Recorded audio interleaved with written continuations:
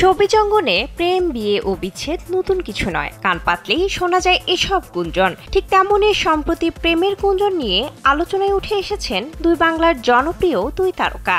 বলছি ঢালিউডের নায়ক ফেরদৌস আহমেদ ও ওপার বাংলার নায়িকা শ্রীলেখা মিত্রর কথা। বিষয়টি নিয়ে বেশ কৌতূহল তৈরি হয়েছে শোবিজ অঙ্গনে। হঠাৎ সোশ্যাল মিডিয়ায় তাদের পুরনো প্রেমের গুঞ্জন চাউর হওয়ায় এবার মুখ খুলেছেন এই অভিনেত্রী।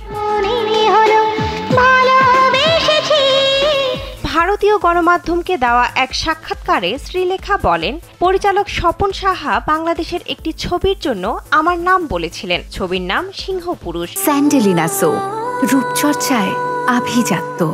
ওই ছবিতে দ্বিতীয় নায়কের চরিত্রে অভিনয় করেছিলেন ফেরদৌস। ছবি সূত্রে বাংলাদেশে যাওয়া এবং ওর সঙ্গে পরিচয়। তুমি যে আমার চির আশার আলো। অভিনেত্রীর মতে শান্ত ও নম্র স্বভাবের ফেরদৌসকে দেখে ভালো লেগেছিল তার। কলকাতায় ফেরার পর অভিনেত্রীর কাছে একাধিক পরিচালকের ফোন আসে। টলিউডের পরিচালকদের মধ্যে অন্যতম বাসু চট্টোপাধ্যায়। তিনি হঠাৎ বৃষ্টি নামে একটি ছবি করবেন। নায়িকা শ্রীলেখা, এখন নায়ক খুঁজছেন এই পরিচালক। ঠিক তখনই অভিনেত্রীর মাথায় আসে ফেরদৌসের কথা।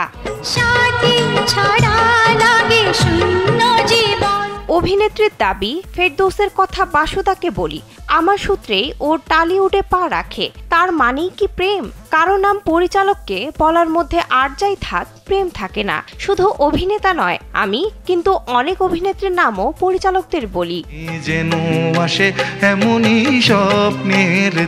হঠাৎ বৃষ্টি সিনেমার পর থেকে ফেরদৌস ও শ্রীলেখার মধ্যে বিশেষ কোনো যোগাযোগ ছিল না। মাঝে মাঝে অনুষ্ঠানে দেখা হলেও এখন একেবারেই কথা হয় না বলে জানিয়েছেন শ্রীলেখা। বিনোদন ডেস্ক, কালবেলা।